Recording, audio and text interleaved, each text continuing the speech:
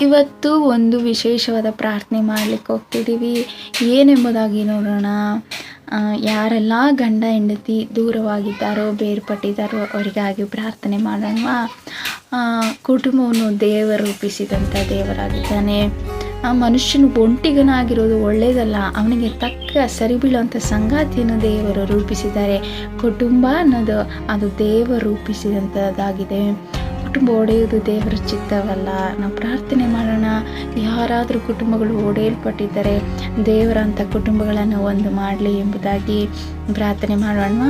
ಏಸಪ್ಪ ಸ್ತೋತ್ರ ಸ್ವಾಮಿ, ಯೇಸುವೆ ಸ್ತೋತ್ರ ಸ್ವಾಮಿ. ಒಳ್ಳೆ ಸಮಯದಲ್ಲಿ ಪ್ರಾರ್ಥನೆ ಮಾಡ್ತಾ ಇದ್ದೇವೆ. ಯಾರೆಲ್ಲ ಕುಟುಂಬ ಬೇರ್ಪಟ್ಟಿದೆ ಸ್ವಾಮಿ, ದಾಂಪತ್ಯ ಜೀವಿತದಲ್ಲಿ ಬಿರುಕುಗಳು ಉಂಟಾಗಿದೆ ಸ್ವಾಮಿ, ಗಂಡ ಹೆಂಡತಿಯ ಮಧ್ಯದಲ್ಲಿ ಸಂಬಂಧಗಳು ದೂರವಾಗಿದ್ದರೆ ಸ್ವಾಮಿ ದೇವರೇ ನೀವು ಮನಮರುಗಿರಿ. ಅಂಥ ಕುಟುಂಬಗಳ ಮೇಲೆ ಮನಮರುಗಿರಿ ಸ್ವಾಮಿ.